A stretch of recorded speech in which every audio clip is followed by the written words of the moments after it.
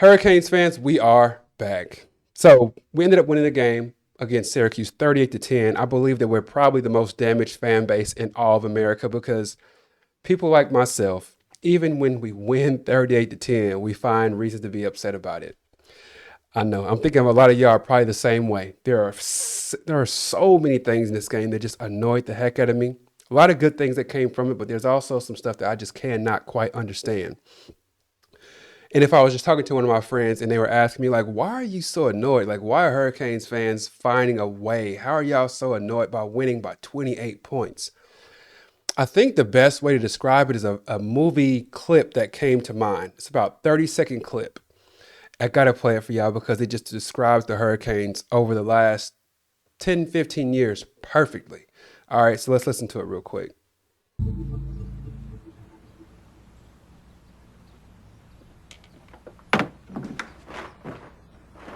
What? Ain't got no sugar. You ain't got no sugar? Damn! Y'all ain't never got two things that match. Either y'all got Kool-Aid, no sugar, peanut butter, no jelly, ham, no burger.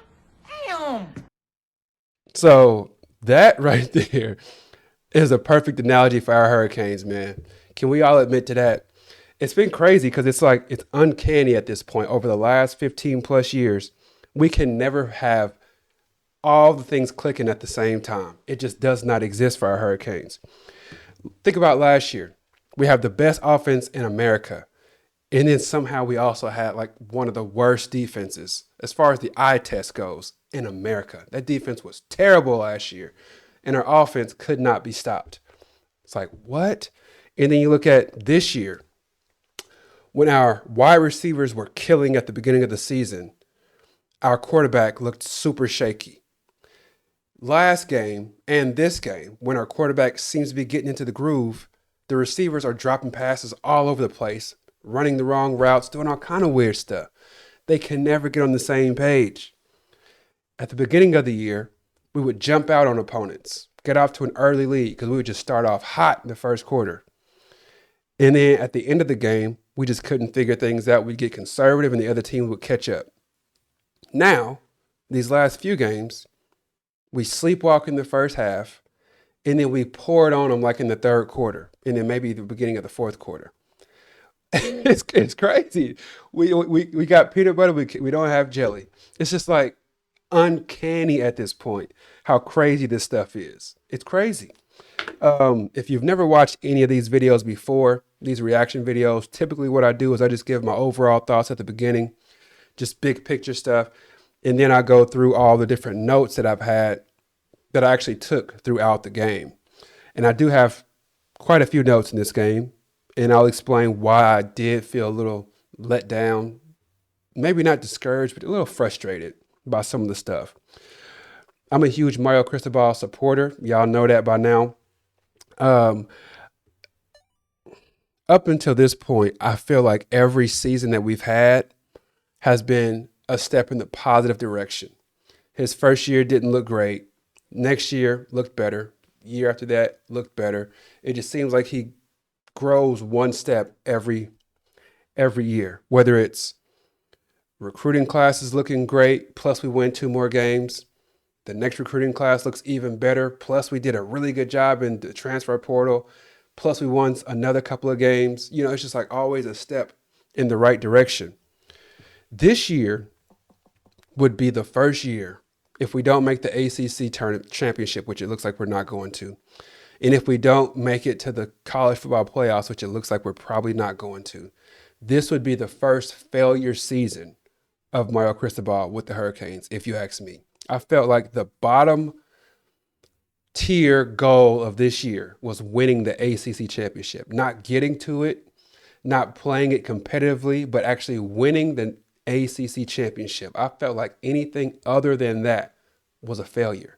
Even if we went 11-1 and somehow didn't make it to the ACC championship because we lost the wrong game, as we've seen before, I still would have said, that's a failure, bro. You can't lose that game. You got to get to the ACC championship somehow.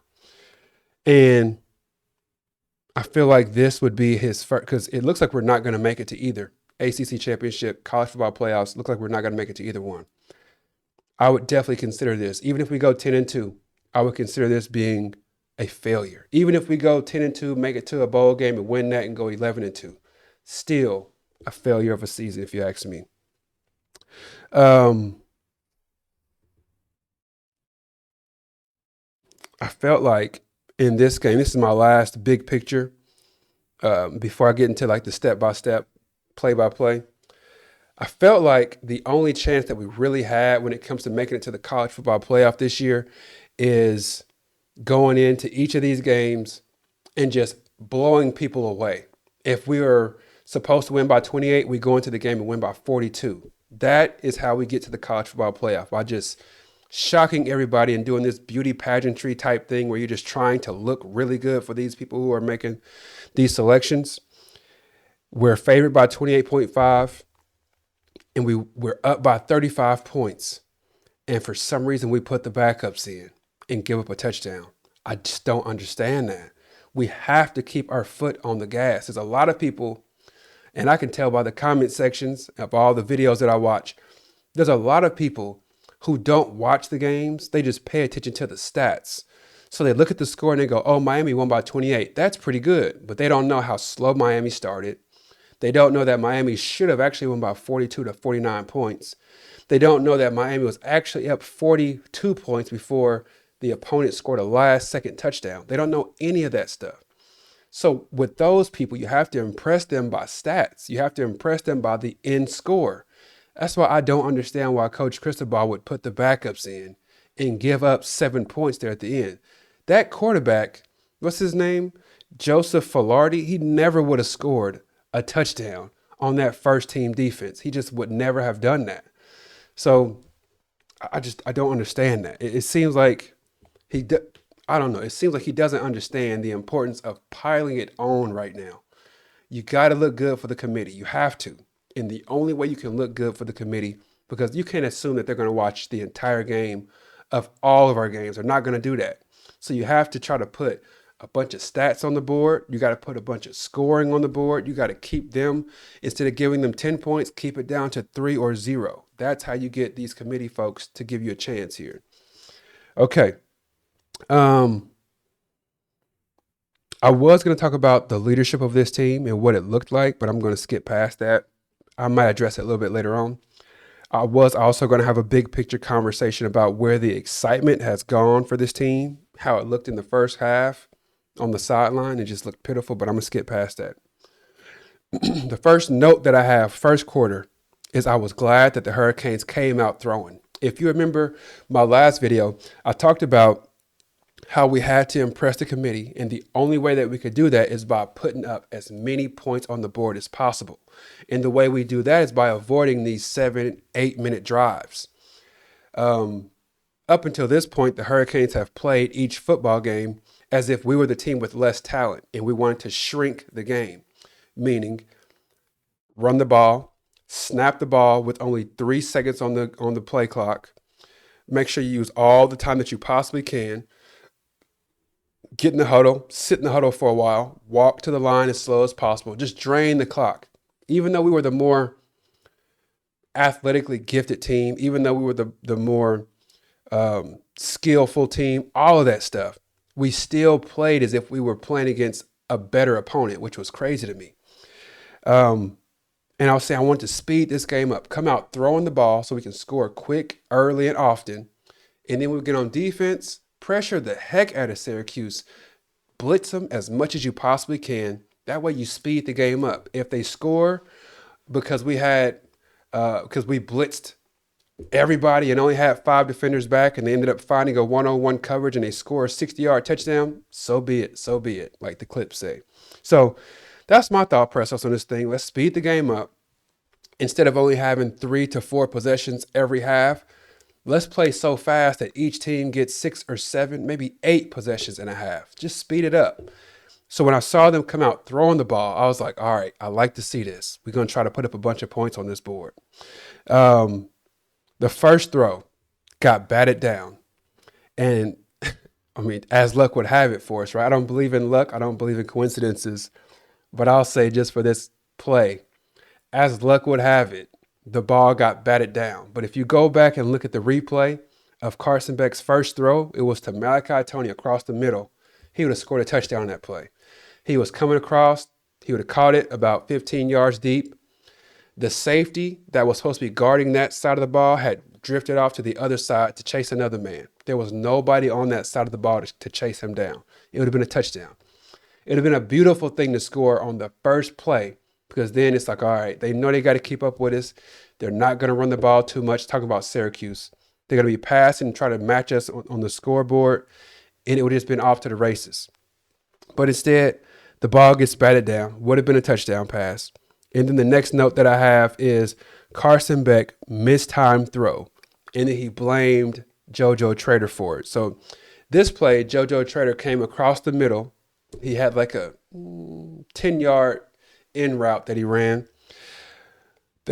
Syracuse had a zone defense. They had one linebacker here and one linebacker there. And Carson Beck was wanting to throw it in between these two linebackers, and JoJo Trader was coming between those two linebackers. And it was just mistimed. He threw it too far out ahead of JoJo Trader. He just threw it too far out. He mistimed it. And as soon as he threw it, he's like doing these motions.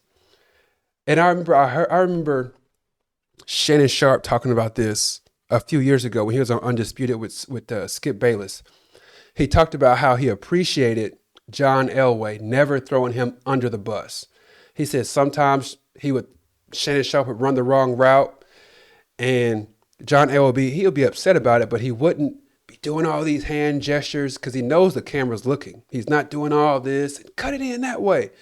He said John Elway would wait till they get to the sideline and then be like, "Hey, Sharpie, what are you doing? Like, come on, man. Like, get your head in the game." That is what true leadership looks like. True leaders don't care who get the blame. They just want to win. They want to be successful. If somebody's making a mistake on their team, they don't want the public to see them getting on to their teammate. Instead, they go to the sideline and tell their teammate, "Hey, man, make sure you come across a little quicker." Or you simply say, "My bad, I threw it a little too early. I rushed it a little bit. I should have waited another step for you to get into that hole, and then I threw it, and then we had a completion." That's what a real leader does. I'm extremely concerned about Carson Beck's leadership, y'all. I'm telling you. I hate to do this, talk about like I didn't want him on our team in the first place. Even though whenever we did sign him, I told y'all I'm not a big fan of Carson Beck. Before he even signed with the Hurricanes, I was saying I don't like Carson Beck. I don't think he's very good. I think he's overrated. Since he's our quarterback, I've supported him the entire year. I'm not going to trash the dude. I'm going to support him because he is our quarterback, and I'll continue doing that. But that doesn't mean that I should hold my tongue when it comes to things that I believe are just accurate. And what I do believe is accurate in this instance is I believe his leadership skills are poor. I think they are poor. He gets in front of cameras and he says stuff like, "Oh, well, the receiver ran the wrong route." You can't say that, not publicly. You can't say that. You can just, if you were going to say something about that, you just say it was a miscommunication. You just leave it at that. But you can't say, "Well, we had a receiver run the wrong route." He actually said that against Louisville. He threw that fourth interception. It doesn't matter how many interceptions you threw. It doesn't matter how bad that last interception made you look. You just eat it and move on. We had a miscommunication and move on. You don't throw a pass too far out ahead of your receiver and instantly, since you know people are going to be looking at you, start making hand gestures at him as if he made a mistake. Never do that. When your team has had issues over the last few games about getting off to a terrible start in the first half, and then you get off to a bad start against Syracuse, you don't get to the sideline and be throwing your hands up and looking like, "What are y'all doing? Like, what are y'all doing?" You don't do that. It seems to me, I almost don't even want to go this far, but it seems to me like what I'm seeing from Carson Beck is him trying to separate himself from, I don't have a better word, so I'll say, for lack of a better word, trying to separate himself from losers, and he's a winner trying to bring all these people up and they're not following his lead. That's what it looks like to me. When he gets to the sideline, he's like, "We don't do this kind of stuff. We didn't do this at Georgia. Like, we did things the right way at Georgia. What are y'all doing?" what kind of play calls are these? I'm only able to do what plays are called, as he said a couple weeks ago. I just execute what plays are called. Like that kind of stuff, man. I don't like that. And I think it's a serious chink in the armor of a leader. I'll leave it at that because I don't want to dog the man out, but I'm telling you, he's got serious flaws as far as leadership goes. I told y'all before, I own 7 businesses. I've got 120 employees. When our businesses are doing well, I compliment my employees. I say, y'all doing a good job. When things go bad, I'm the problem because I don't want the morale to drop around my business. So I'll take the blame. I'll say, hey man, that's my fault. I should have had this manager go and train that supervisor even better to make sure that that problem didn't happen. Even though I personally I've done this many times where I've had an employee make a mistake and I personally told that employee, don't do XYZ. They do XYZ, gets them in trouble. So really it's their fault, right? I've told my client, hey man, that's my fault. I should have went there or I should have had this manager go in and make sure that this didn't happen. I take blame when things go wrong. When things go well, I pat my employees on the back. Carson Beck seems like he's doing the opposite. When things go well, he's doing all the celebrations and he's feeling good and all that. When things aren't looking good, he's throwing his hands up. He's screaming at the sideline. He's screaming at his center. He's screaming at the receivers, telling them what routes to run differently. I just, I just don't like that, man. Last year, people said that the reason why Carson Beck didn't perform well was because of his offensive line wasn't very good and his receivers dropped all those passes. And if you remember what I said in the offseason, sure, those receivers dropped passes, but they didn't throw the interceptions. The receivers didn't throw the interceptions. I don't care what you want to say. Now, if you look at something like JoJo Trader last week when he dropped the interception, or I'm sorry, he dropped the pass and the guy ended up intercepting it, that's one thing. But there's a lot of things that happened last year that I was concerned about before he put on a Hurricanes uniform that's presented themselves this year, this season. All right, I'm actually going to move on from this now. But as you can tell, I'm not thrilled by that. I'm super in tune with leadership. I read leadership books all the time. I know what true leadership looks like. And what I've seen so far from our quarterback is not that. Okay. Syracuse punt. Again, y'all, I don't believe in luck, but these Hurricanes, man, it just seems like sometimes it's not in the cards for us. It's crazy. That first Syracuse punt, the dude throws he kicks it to maybe the 3 yard line. No, the 1 yard line. The ball is punted maybe 40 yards through the air. And typically if the ball hits the ground, it's going to continue bouncing forward. Simple momentum, right? That ball stuck, bounced straight up in the air, and ended up coming back down to the 2 or the 3 yard line. I'm like, what's the odds of that? The dude punts the ball, let's say 45 yards in the air. It lands at the 1, and instead of continuing its momentum and going into the end zone, it bounces straight up and lands at the 2 or the 3 yard line. I was like, oh my goodness, that's what we on today, huh? So, yeah. And then what I typed out here was Syracuse punt, sticks at the 1 yard line. Are we cursed? That's what I actually typed out. I'm like, what the heck is going on, man? The last note that I have for the first quarter was a defensive holding the interception that Carson Beck threw to Trader. He was trying to throw the ball to JoJo Trader. Trader was being held. I don't know why Carson Beck threw the ball where he threw it. It seemed like if he'd have just thrown the ball inside where JoJo Trader was breaking, it would have been an easy completion, but he ended up throwing it way outside and hitting the corner square in his chest. And I was like, that didn't look so good. But anyway, that's the last note that I have. I've got plenty more thoughts on that pass, to be honest with you, but I'm going to leave it where it's at. The next note that I have is for the second quarter. We punt again after a penalty, which I do have to say this.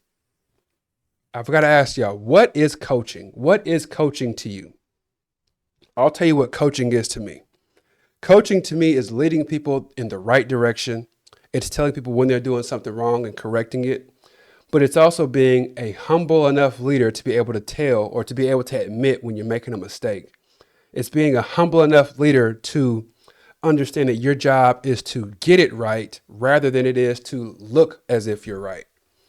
And I think Mario Cristobal is exercising that extremely well over these last couple of weeks. He's showing us that his mind is focused on being humble and getting it right rather than it's being a proud man who wants to look like he's right. I know he's been hearing all this talk about why are we not running the ball outside, because they've been running the ball outside. We've been talking about why do we run the ball on first down every time? He passed the ball on first down many times this game. So I'm really happy and thrilled to see that. He's making changes, and I think that's a beautiful thing. Oh, I see my Buccaneers just lost. That's too bad. But anyway, I think that's a beautiful thing, man. He's got to continue to make those changes where he can, because we do got a few things to change and clean up. Let's just say that. But one of the main things that I noticed changed this week, and we've all been complaining about our offensive line having these false starts. I don't know if people noticed it or not, but throughout the year, the first few games, he's just been doing a verbal call for the ball. Carson Beck has, hut, doing that. Now, in this game, they move on a clap. I hope y'all noticed that. I noticed it on the very first drive. I was like, that looks different. And then it made me wonder, like, has he been doing this? Because now he goes down, set, claps, and then the guard will, the guard will hit the center, and then the center will snap it. That is how we kept from having false starts in this game. And I was like, thank you for making a change.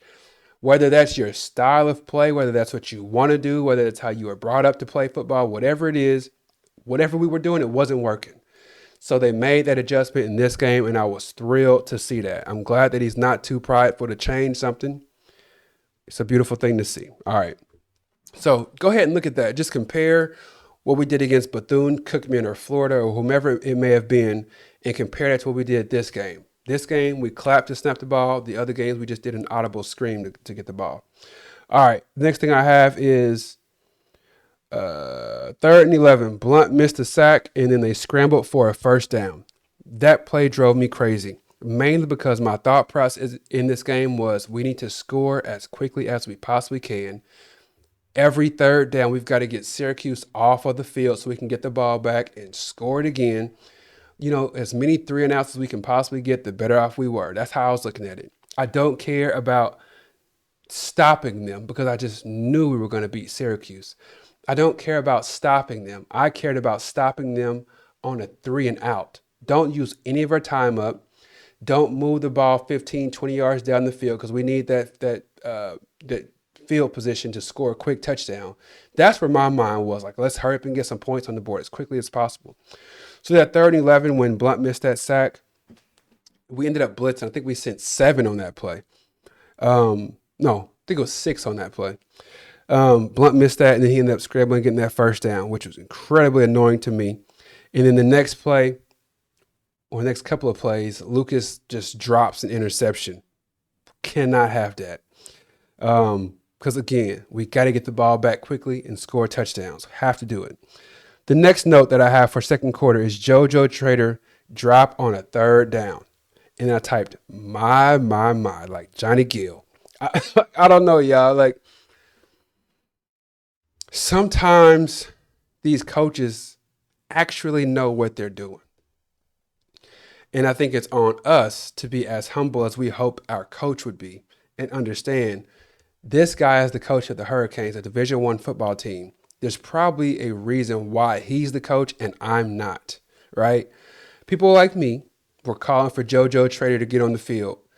JoJo Trader had the biggest play, if you ask me, of the SMU game when he dropped the interception. That was a huge momentum twist. It killed us. Then this game, he drops the ball on a 3rd down. Like, I don't know what was going on in practice because I wasn't there and I have not been there. Don't plan on being there. But maybe he was not playing for a reason. I'll just say that. I do like him being on the field because I think he's got some explosiveness. He appears to be able to beat one-on-one coverage pretty well. But then, like you heard, a former NFL player calling the game and a person who used to actually scout NFL players calling the game. And he was saying JoJo Trader broke out of a route too slow in one of those possessions. He was like, JoJo Trader did not come out of there explosively at all. He's like, that's the receiver's fault. He didn't come back to the ball with explosiveness. A novice like me watching it, I'm like, okay, just a good play by the corner. But when you have somebody who has all that knowledge telling you that was the receiver's fault, he didn't break back to the ball quick enough. What else can I do but to believe him? So it makes me believe that these coaches had a real reason behind why JoJo Trader was not playing in these games. I mean, it's just what it seems like. He's had multiple drops. He's blocking really well, I think. But I don't know. I have to believe what that guy is saying when he's calling the game and he's saying that he's not doing things correctly on the field. Okay, the next thing that I have on here is Keelan Marion for 25 yards. That was a catch across the middle of the field. And I was watching this game in the first quarter and about halfway through the second quarter. And I'm like, we got all these athletes. Our quarterback has all of this time to throw. He's just back there patting the ball. Not as comfortably as Cam Ward was last year, standing flat-footed, like looking around, which was crazy. I'd never seen that before. But Carson Beck is back there with plenty of time. And I'm like, there's got to be somebody that's going to come open, like wide open across the middle of the field eventually. Like, why is that not happening? And finally, Keelan Marion catches like a 25-yard pass or something like that across the middle of the field. Then we get a big play from Upshaw on a screen pass. I was really glad to see that. Just mix it up. Run the ball. Throw the ball deep across the middle. Throw a screen pass. When you do that, you get the defense off balance. They don't know what's coming. So that was really cool to see that.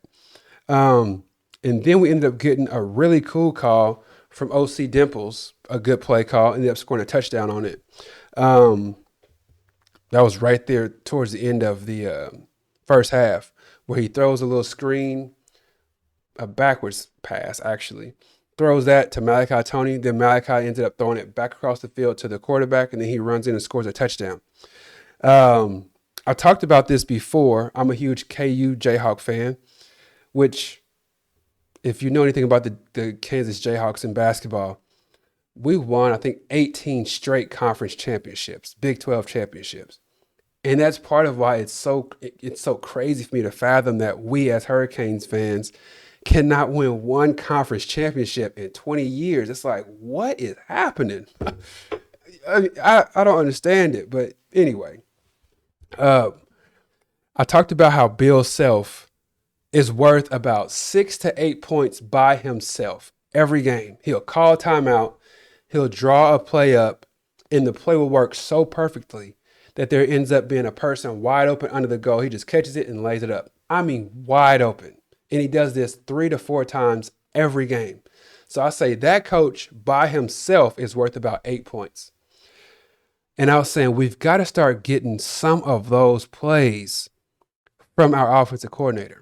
We cannot always rely on our offensive line out-manning their defensive line. We can't always rely on our receiver out-manning and outdoing their corners. Sometimes you just got to draw a play up that's so clever, it just fools everybody, and it's a walk-in touchdown. You got to have at least 3 or 4 of those every season. I don't know why we called 2 of those in this game against Syracuse, where we were going to score one way or another.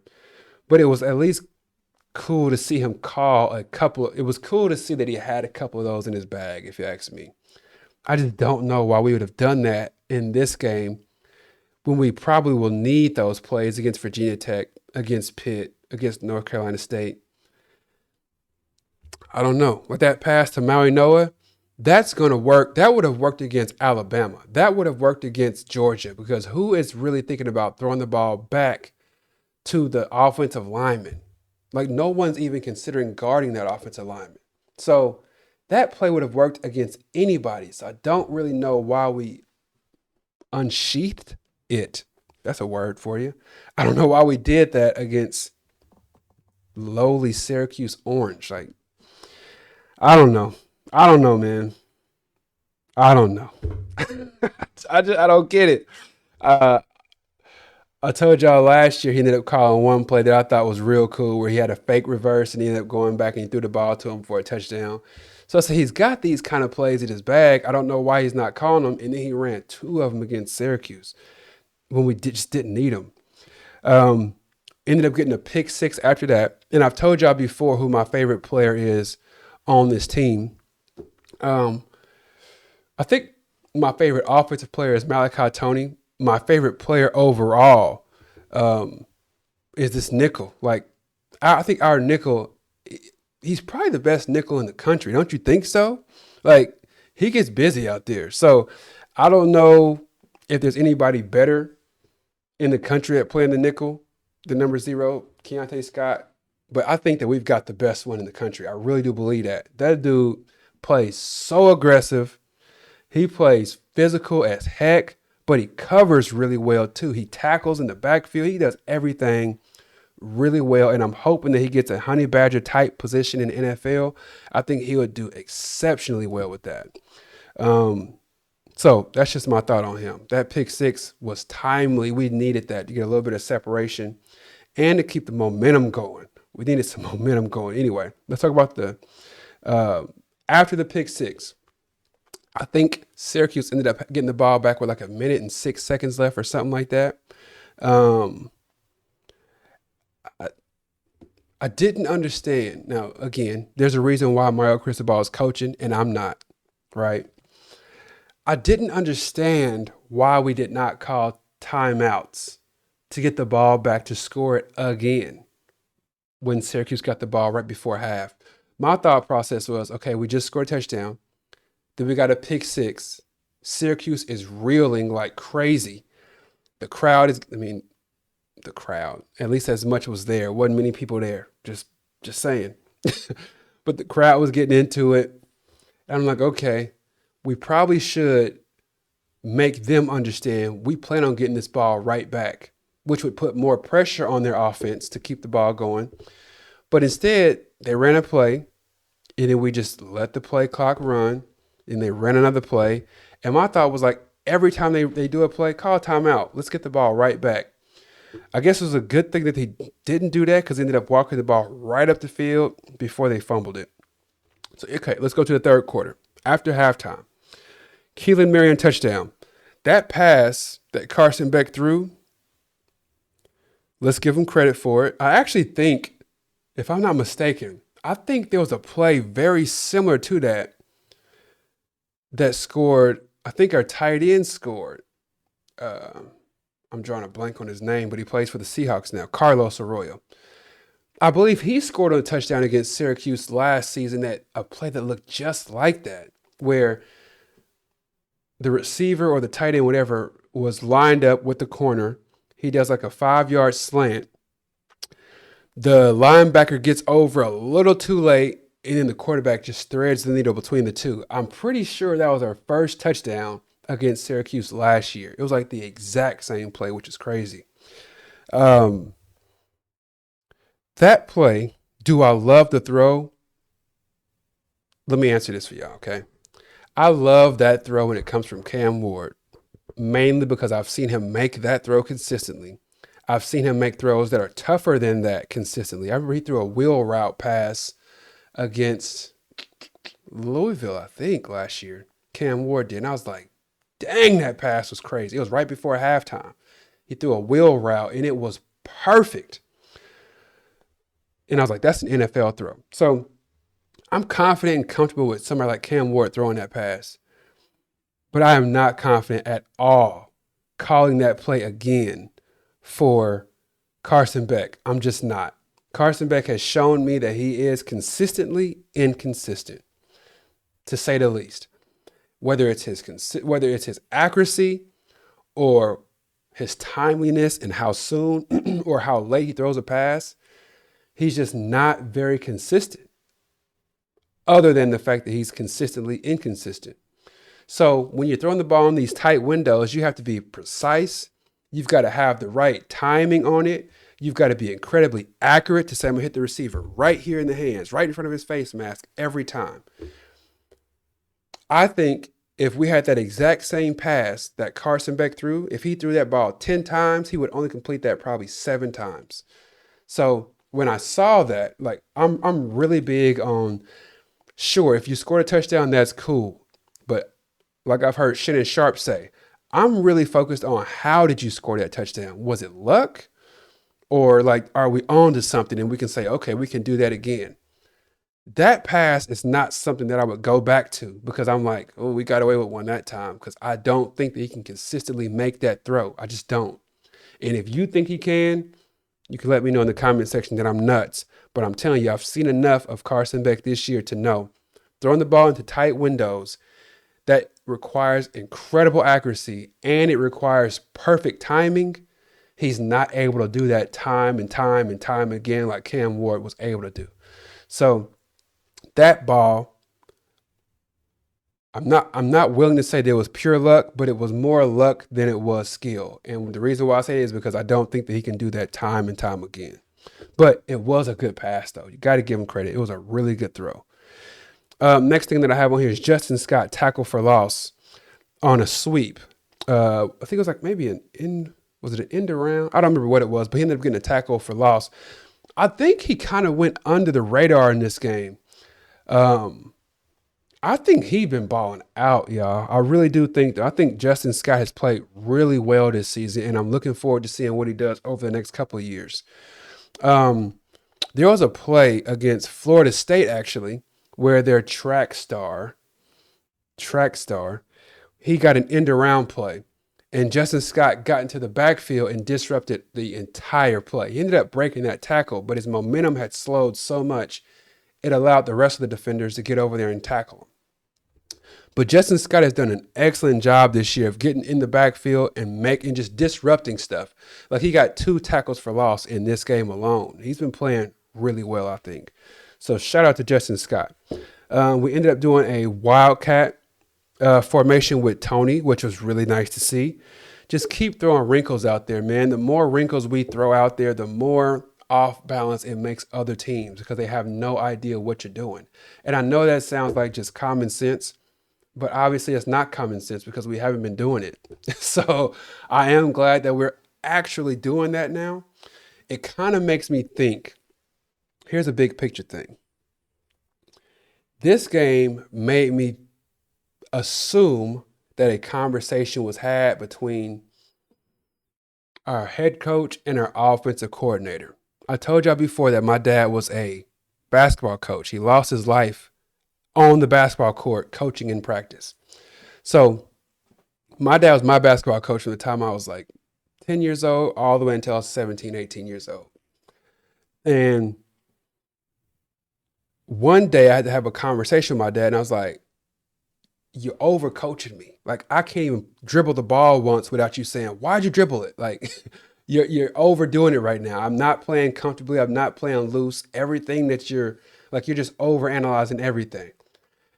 And eventually he was like, okay, maybe you're right. And he took his reins off and just let me play without thinking, right? I kind of feel like that same conversation might have been had between Mario Cristobal and OC Dimples. I really think they might have had that conversation. If not this game, the game before that. I think, and I don't know this. This is just me guessing, y'all. But I'm actually not guessing. I'm hypothesizing because it's an educated guess. The offense that I saw in the first few games is totally different than the offense that I saw against Syracuse and SMU. It's just totally different. They're running outside now.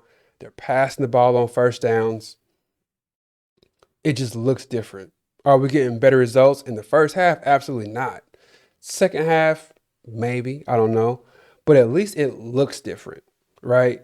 So it kind of makes me think that they probably had a conversation where OC Dimples was like, you got to give me, just give me some free reign here.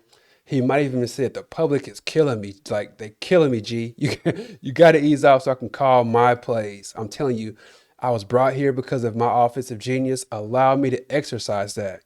And I think Mario Cristobal probably said, okay, go ahead and do what you're going to do. I'm not going to be on your back anymore.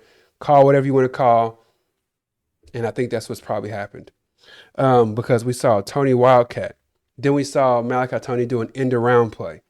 Then we saw Pringle come in and have an outside run for 10 plus yards. Then we saw Pringle come in a misdirection because they ended up having Malachi Tony come, he like, dude, just eye candy. And that's what I've talked about all last year and this year. I said, I got to see some kind of pre-snap motion because it confuses the defense. It makes them, hey, who you got? Who you got? Who you got? Are you getting the man in motion? Like it does that. It confuses people. And the reason why I know that is because pre-snap motion is what killed our Hurricanes all last year. Any pre-snap motion they showed us last year, they had big plays off of it. So I'm like, we need to start doing pre-snap motion. Anyway, they bring Malachi Tony into the backfield. Then he takes off sprinting to the right in motion. They snap the ball and they run the ball with Pringle to the left on the outside, and he scores a touchdown on it. Genius, right? I don't know if you would call it genius, but it worked. We got to consistently do that kind of stuff. If you know that the entire defense is keying in on one player, Malachi Tony, then just have him go in motion all game. Line him up in the backfield. If he's supposed to be lined up in trips formation on the right, just start him off in the backfield and then have him motion to that trips right. Like just do a little different stuff just to make the defense second guess things. And that's part of why we ended up scoring that touchdown. And that's that play when Pringle scored that touchdown to the left, it made me say, like, okay, this coaching staff is focused on getting it right instead of trying to force us to believe that they're right. I really appreciate that. It also made me look at Pringle totally different than I had looked at him in the past, mainly because I just looked at him as like a gadget type player that you want to throw a toss play to here, get him outside. But he actually like told people get off of me a couple of times. He broke a couple of tackles. He ran in between the tackle pretty well, I thought. So Pringle might be around to stay, y'all. He might play quite a bit over these next few games. We'll see. It's just kind of hard when you got three running backs who are pretty exceptional, I think. And then you got Pringle coming in as the fourth. It's like, man, how many carries can they all share before they get upset and want to go different I don't know. We'll see. All right. The next thing that I have on here is Jacoby Thomas interception. That was crazy. Mainly because I'm not going to lie to you. Like, of course, I wasn't on the field, so I didn't have the type of angle that they had. But when it happened, it took a while for my brain to register too.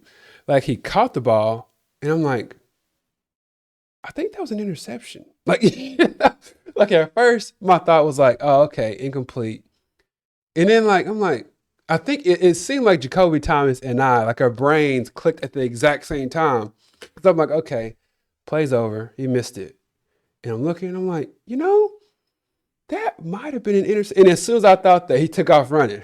So I thought that was kind of comical. The fact that it seemed like Jacoby Thomas and I both had, like, it took a while for our brain to jog to get to the point where we were finally sprinting in our brain. Like, okay, it is time to go.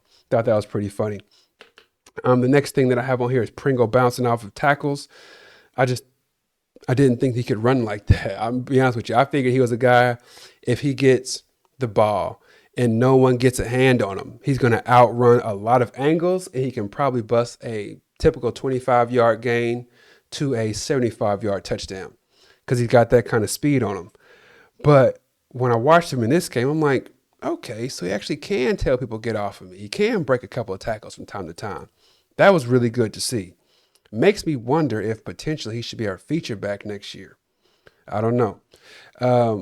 I really do like what we got in the backfield. I'm not going to lie to y'all. I did not realize Brown, because he transferred in, and it seems like every transfer we get is a senior. So I kind of assumed that he was a senior. I didn't even realize he was a sophomore until this game. I was like, hold on. What? So that was kind of a shocker. That's incredible news. I would love him to stick around. I think Pringle and Shamar Brown could do some. Yeah, there it is right there, sophomore. I did not know that. So I thought he was a one and done player from North Dakota State, but nah, like he gonna be around for a couple more years, which is really nice. So Pringle, Brown, and Jordan Lyle run the ball next year.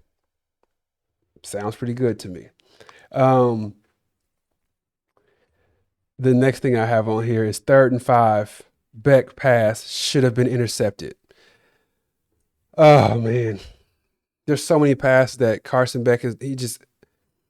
I don't know, man. He's got plenty of time. Like he's got plenty of time back there. So I don't know what he's doing. I don't get it. Are the receivers not getting open? I don't have the all 22 angle, so I'm not able to see what the receivers look like every play. But it just feels like with as much time as he has, there should be open receivers everywhere, and there just hasn't been, which is mind-boggling to me. I don't understand it. Um, but he is consistently throwing passes that I'm like, why would you do that? I don't. Why would you? Many times where I was like, why did he throw that?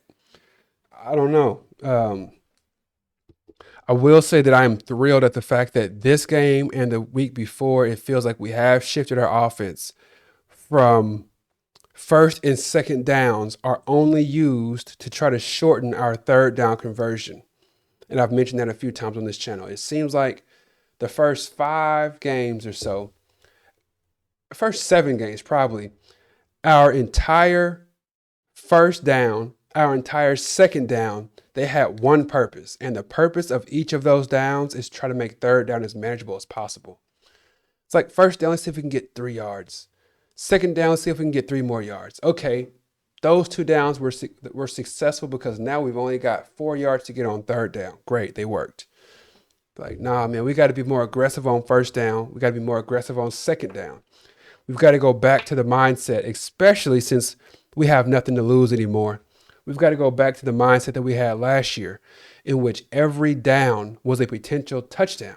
Every down. We would be second and 15. And I promise y'all, I would be like, we'll probably score on this play.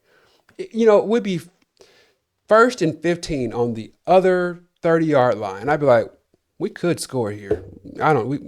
First and 20s did not scare me at all last year.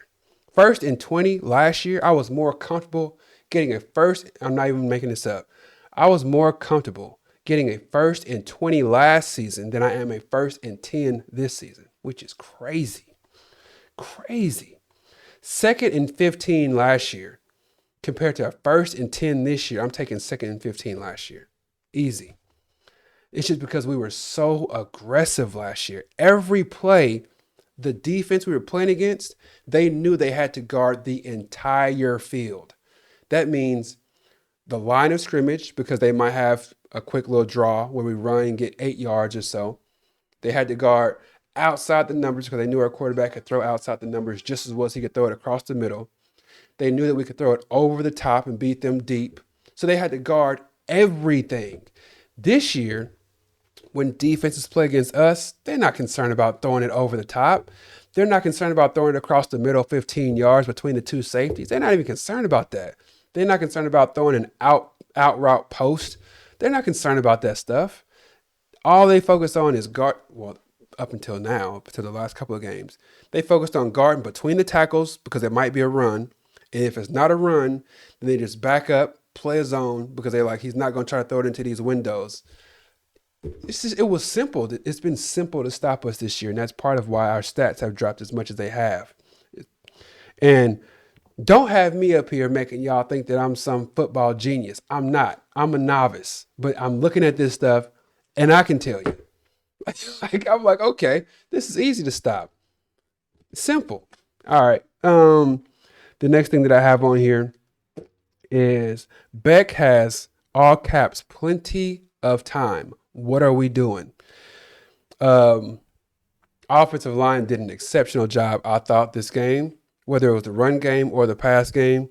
I just thought they did really well. I'm still concerned that Carson Beck, his accuracy is not where it needs to be. His consistency is not where it needs to be, and his timing is off. It's just all rough, man.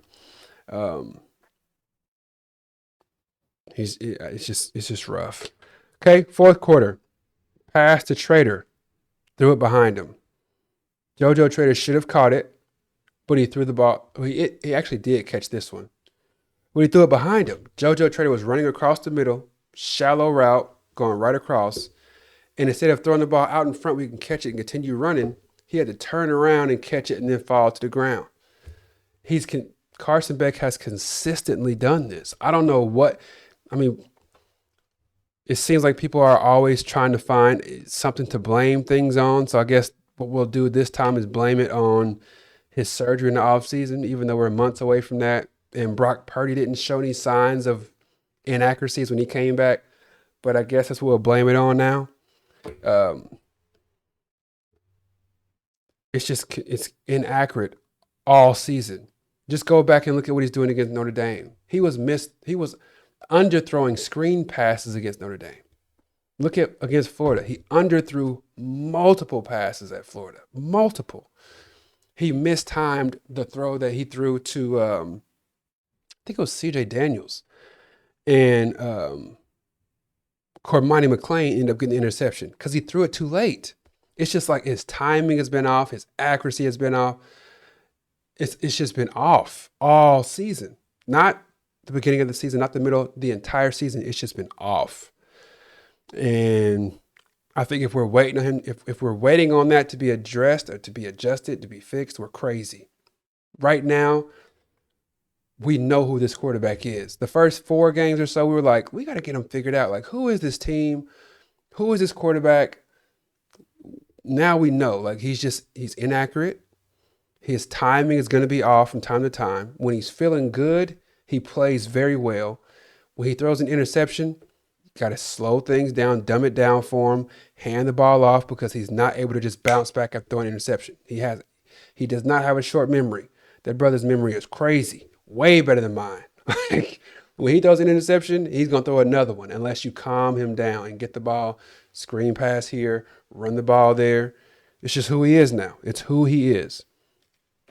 Do I want to go there on this? No, I'm not going to go there. Yeah, I am going to go there. What we've seen this year, I'm hoping that people will start to understand that the players that you have around you actually make a difference. What I mean by that is these coaches in the NFL, these GMs in the NFL, what they've done too often is they've looked at these quarterbacks who come from these really good teams. And since they win a bunch in college, they assume that quarterback is really good. That is mind-numbingly stupid. I'm going to say that again. That is mind-numbingly stupid. Just because you play for Georgia and Georgia goes undefeated, just because you played for Alabama and Alabama goes undefeated, just because you play for Penn State and Penn State looks really good, that does not mean that quarterback is really good. Michigan won. Here's a good example for y'all. Penn State this year, they had that quarterback ranked so high in the draft, beginning of the season. He's trash. He just played on a good team. He had good players around him. Look at Michigan when they won the championship a couple of years ago. J.J. McCarthy got drafted incredibly high. But what was Michigan's strength on that team?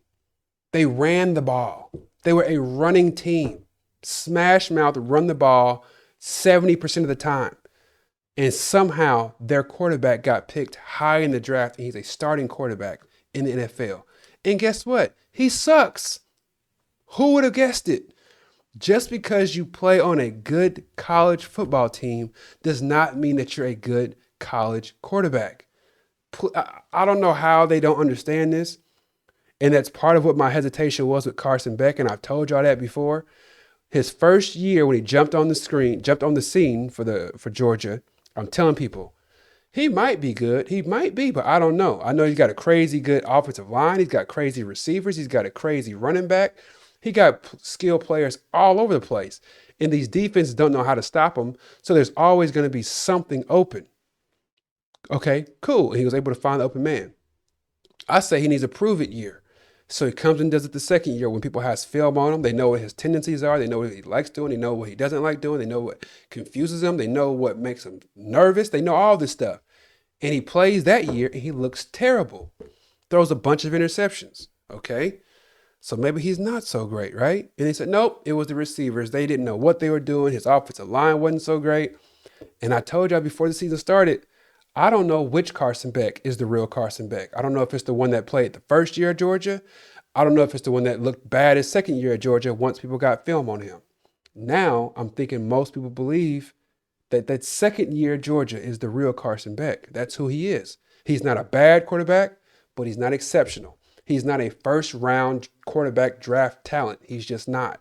He's a good quarterback, definitely not a great quarterback. Absolutely not a good NFL quarterback. That's just who he is. So, and I know it sounds like I'm dogging the man. I'm not dogging. I'm just telling truth here. That's just what that's just the truth in the matter. He is not an exceptional quarterback. I think Cam Ward is going to be exceptional in the NFL. He's struggling this year. Cam Ward is going to be exceptional in a couple of years. Not decent, not good, not pretty good. He's going to be very good NFL quarterback in just a couple of years. Watch. Okay. Pass to Maui Noah. I thought that play was real cool. I love to see Maui Noah score. I was telling my daughter, because she came in, she watched the game. She's 11 years old, so she doesn't know anything about football. But anyway, she was watching the game, and she thought that was pretty funny. We said that he was running kind of like Fred Flintstone. Like he caught the ball, his feet just chopping in one place, and once he finally got going, he was moving. I thought that was pretty funny and cool to see him score too. And then that late touchdown by Syracuse with the backups in, I still don't understand what that was about. We're playing to look good right now. So if looking good is important, then why would we put the backups in and allow a touchdown to be scored? I don't understand that. Like, imagine if so we won by 28 points. Imagine if the Hurricanes won by 55 points. That would have made people say, dang, they won 58-3? Like, that really gets somebody's attention. Seeing this 38-10 score, just like, oh, okay. Especially when you look to see what SMU did. Didn't SMU win like 45-10 or something like that? That's a statement win. This against Syracuse, who's been getting smacked around by everybody, is not a statement win, and we needed one of those. Okay. That's all that I got. The last thing I'll mention, discuss, we play against NC State next week. If you came here looking for answers on what we're going to do against NC State, you came to the wrong place, because I don't know what to expect. I would not, honest to God, I would not be surprised if we lost by 10. I would not be surprised if we beat them by 28. I don't know what to expect from this Hurricanes team. I don't know what they are. I know who the quarterback is, but I don't know who these Hurricanes are, even after playing 9 games already. Why? Because they are so inconsistent. I don't know what they are. I don't know if our defense is really great. I don't know if our offense sucks. I don't know if the offense is actually pretty good. I don't know. And the reason why I'm so confused is because a couple of games ago I said we just got to stop playing so conservative, and we've got to stop all these dumb penalties, and we've got to spread the offense out, like make the defense just stretch all across the field. The concern is that we did that in the first half against Syracuse. We did all of those things. We passed on first down. We ran some plays where 5 wide. We did a whole lot of 4 receiver plays, as I was begging for. And we still didn't score touchdowns. Like, so what does that mean? I don't know what that means, because typically, if you say the reason why we're not scoring touchdowns is because of this, and then you change that and you still don't score touchdowns, it's like, so are the players not good enough? But we know the players are good enough because they're talented like crazy. They got all kind of talent on their team. So it's like, what is the reason that we're not scoring? What is the problem? Let me know in the comment section. Let me know, why are we not scoring in the first half? What's happening? If you watch the entire first half, tell me, because I honestly do not have the answer. Tell me why we did not score. If we look against SMU, the reason why we were not scoring is because we kept having penalties, and those penalties would kill us, and it would sap the entire drive. We'd get 6 or 7 plays, gains 50 yards, then we'd have a holding, and then be 1st and 20, and then we just do nothing from there.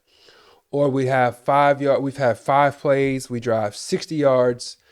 We have face mask or offensive pass interference. Okay, now it's 1st and 20 or 1st and 25, and we don't do anything from there. And then we get another holding penalty. And it just grows into 1st and 33 as we had that, or 3rd and 33. So last week against SMU, I could point to us just having just untimely penalties and just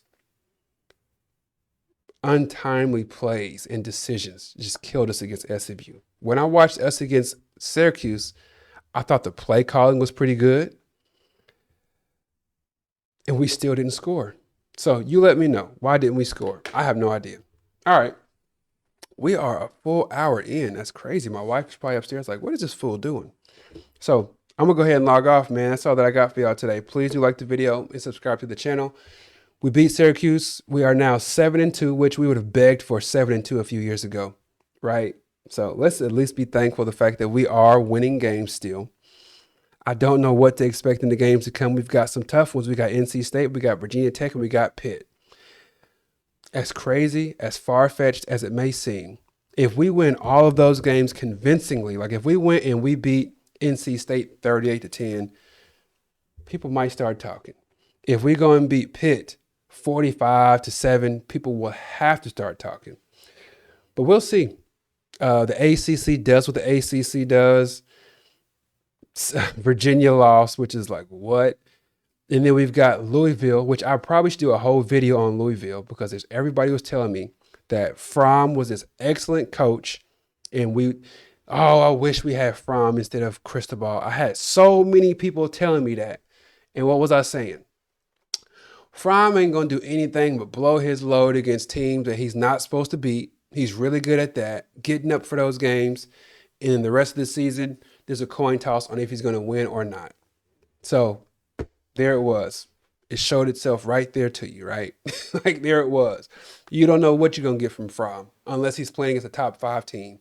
He'll come out there. He'll run some 3 quarterbacks in the backfield at the same time. He'll run 12 defensive linemen. You never know what he's going to do, right? You never, 12 of them, put all 12 of them, get a flag on purpose. You never know what he's going to do.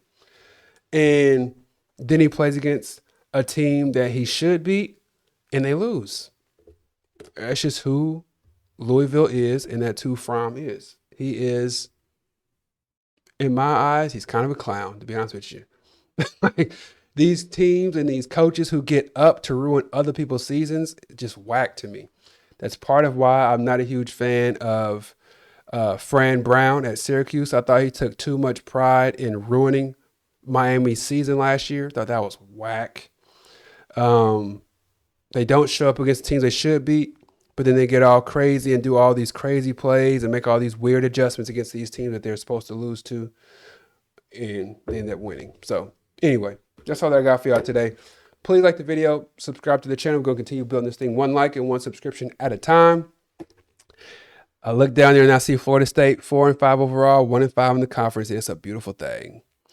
Now we got to continue winning, got to continue putting some things 1 step at a time, y'all. All right, I'm going to go ahead and get out of here. Take care. God bless. Peace.